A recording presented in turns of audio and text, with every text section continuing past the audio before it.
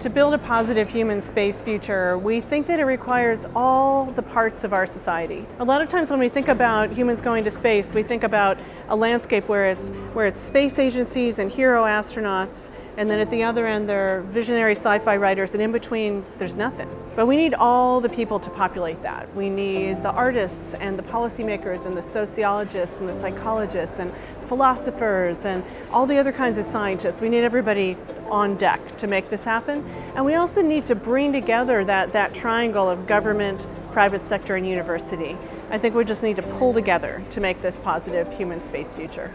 We think that the ways that the positive human space future happens is largely through two routes. One is the research and the development of the program so that we can go to space and we can become an interplanetary species, and that's especially where we need these other disciplines. So we need the engineers to show us how, but we need all the other aspects of human endeavor to show us what it's going to feel like and how it's going to work for us as humans. It's a human endeavor.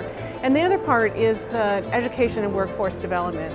We've got to get everyone in the world ready to participate in this and to see this as a way that we can be bolder and better in our own lives here on Earth. It's really for inspiration. It's for who we are as humans. About 2.5 years ago, ASU President Michael Crow and I started something called Interplanetary Initiative. And we think that we are especially placed at ASU to bring together all disciplines. It's something we do well. We go across the boundaries, we judge less of each other, we are willing to ask the naive questions of each other that get us places, really together as a team.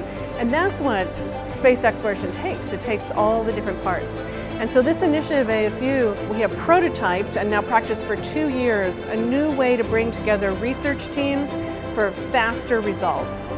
And so instead of having a research team organized around a hero leader, which is normally the academic way, we organize our research teams around big questions.